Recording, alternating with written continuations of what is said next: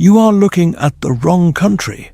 Every time a world crisis erupts in the Middle East, every time oil prices spike, every time a superpower recalculates its foreign policy around a single nation's next move, the analysts reach for the same tired vocabulary. Iran as a problem to be solved, a threat to be contained. What they almost never do is look at what is actually there, not a problem. A civilization so old and so deeply rooted that it has done something no other culture in the recorded history of the human race has managed with such consistency. It has eaten every single empire that ever tried to destroy it, digested them whole, and emerged still speaking Persian. The Greeks came, the Arabs came, the Mongols came.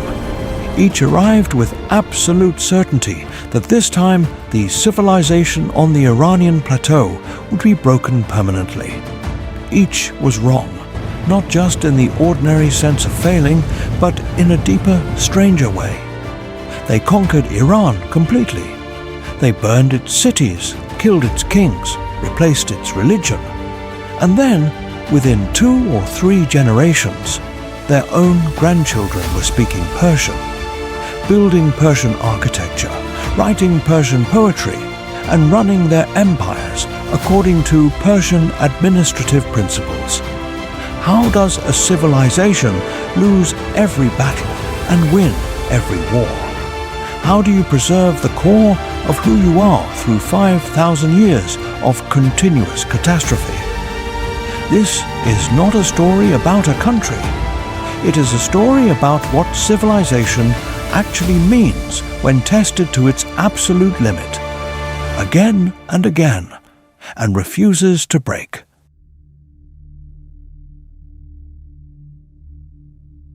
The Western world has a deeply ingrained habit of treating civilization as something that began in Greece and Rome and spread outward like light from a lamp. This is not just intellectually wrong. It is a form of historical theft so audacious it is almost admirable.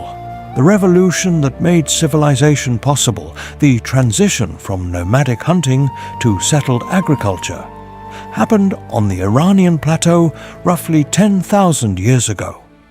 By 6,000 years ago, archaeologists have found evidence of urban culture here.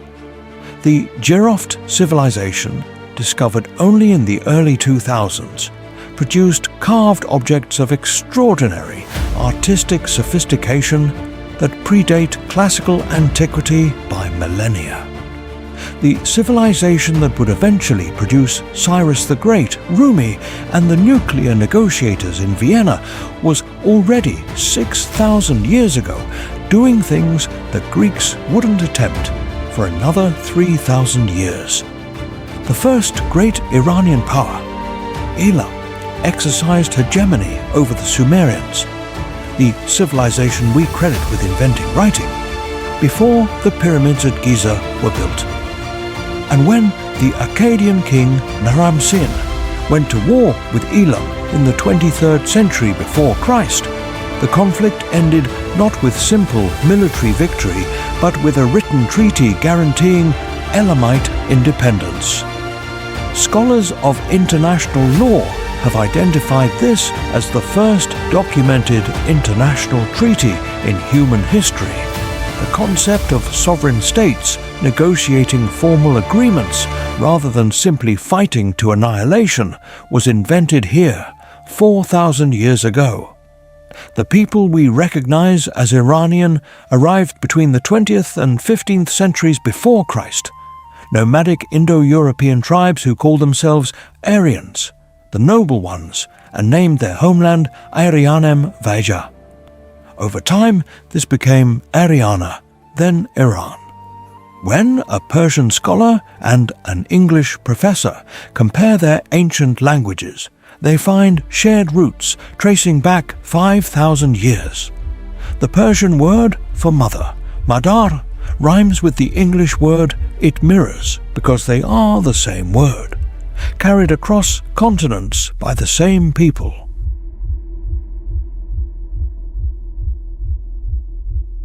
Every empire that lasts more than a few generations has a weapon more powerful than its army. For the Romans, it was law. For the Mongols, it was terror. For the Iranians, the weapon was something more radical, a way of understanding time itself. Long before Christianity, long before Islam, a prophet named Zarathustra stood on the Iranian plateau and said something no one in the history of human religious thought had said before. He said that time is not a circle. Every civilization before Zoroastrianism understood time as cyclical.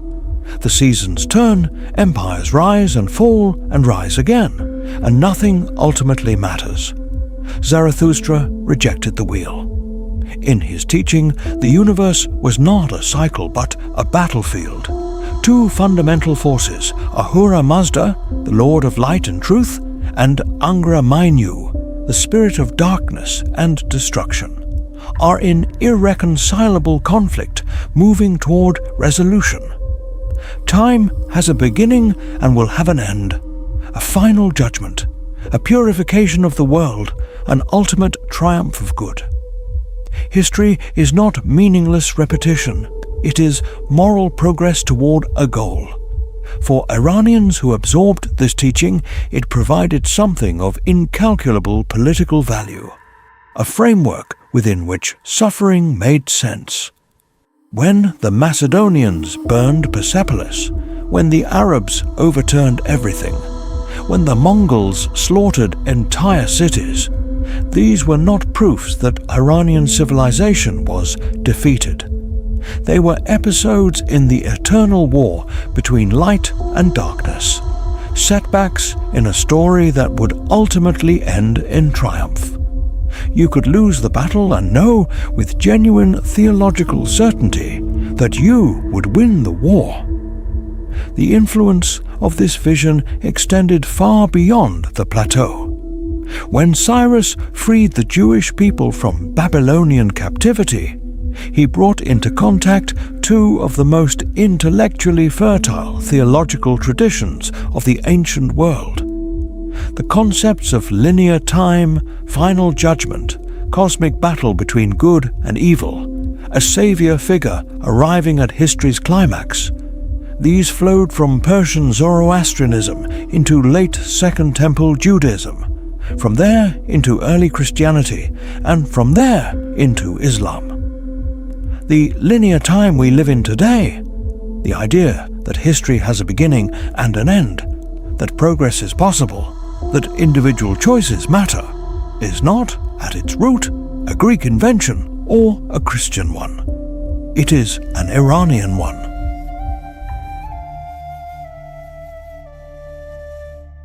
In 550 BCE, Cyrus, whom history calls the Great, built the first superpower in history.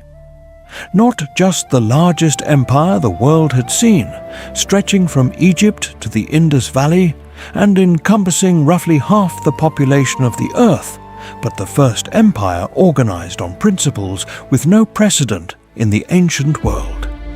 He did not destroy the temples of conquered peoples. He did not demand that defeated nations abandon their gods or customs. The Cyrus cylinder, now in the British Museum, records his policy of allowing deported peoples, including the Jews of Babylon, to return home, rebuild their temples, and practice their religions under Persian protection. His successor, Darius I, refined this system with organizational genius. 20 administrative provinces, each maintaining local legal traditions. A standardized gold currency. A royal road network 4,000 miles long. Relay postal couriers so efficient that Herodotus marveled at their speed. This was not just empire. This was infrastructure. The physical and administrative skeleton of a world economy. The famous wars with Greece, the 300 Spartans, Marathon, Salamis. are remembered in Western tradition as the heroic defense of freedom against Eastern despotism. The reality was more complicated. Greece, from the Persian perspective, was a minor irritant on the empire's remote western edge. Unable to subdue Greece militarily at acceptable cost, the Persians achieved their strategic goal through finance, funding Athens against Sparta, then Sparta against Athens, until both were exhausted. In 387 BCE, the Persians dictated peace terms in which the Greek city-states accepted Persian sovereignty over Greeks in Asia Minor and agreed to seek Persian approval for major political arrangements. What the Persian army could not force, Persian gold delivered.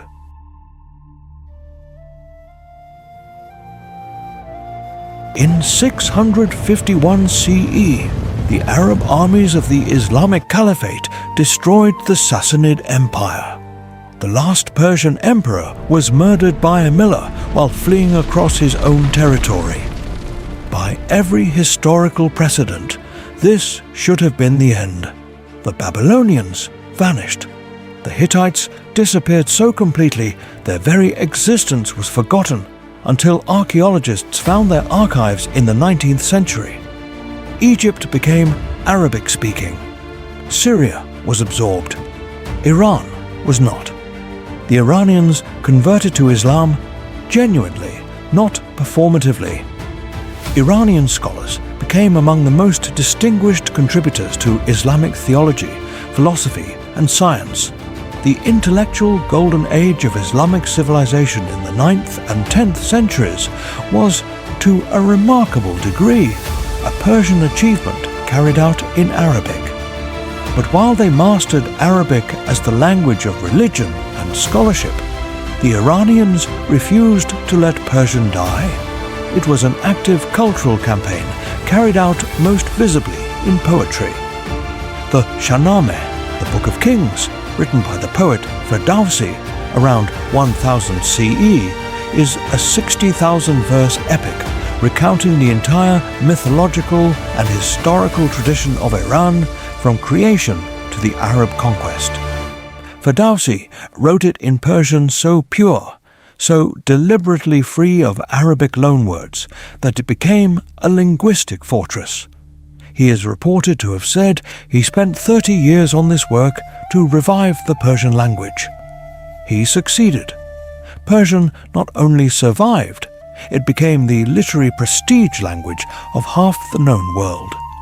From Istanbul to Delhi, the poetry of Rumi, Hafez, and Saadi was memorized by educated people across the entire Islamic world. The language of a defeated people became the mark of cultivation among their conquerors.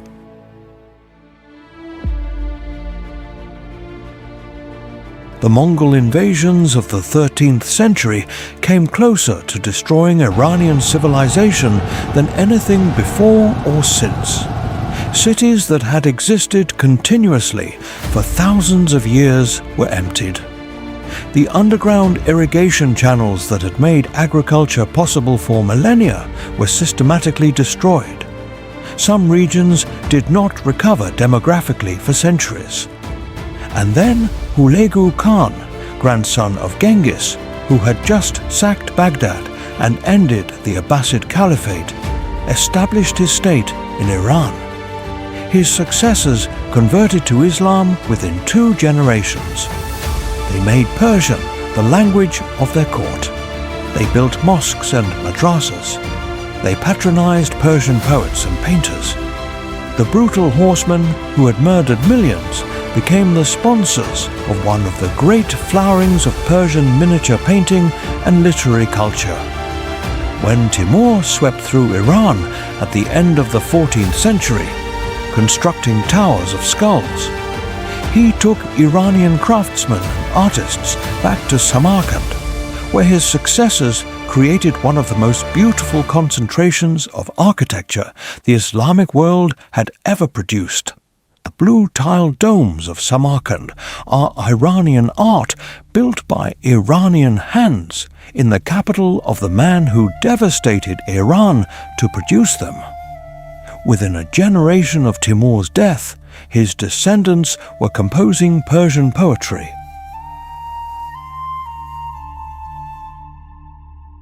In 1501, a 14-year-old named Shah Ismail declared himself Shah of Iran and made a decision that permanently altered the shape of Islamic civilization. He declared Shia Islam the official state religion.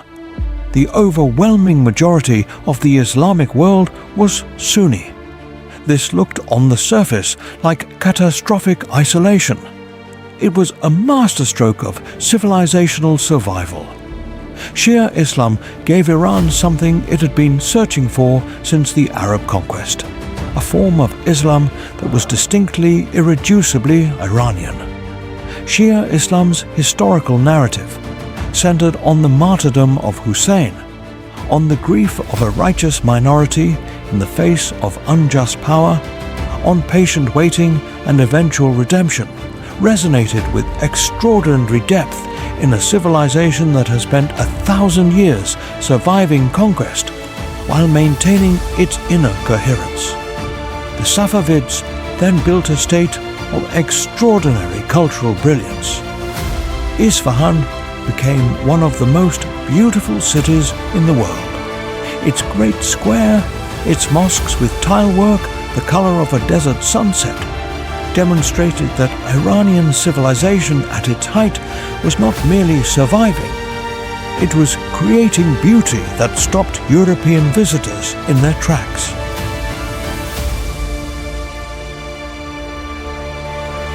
In 1935, Reza Shah Pahlavi sent a directive to every foreign government. The country was no longer to be called Persia.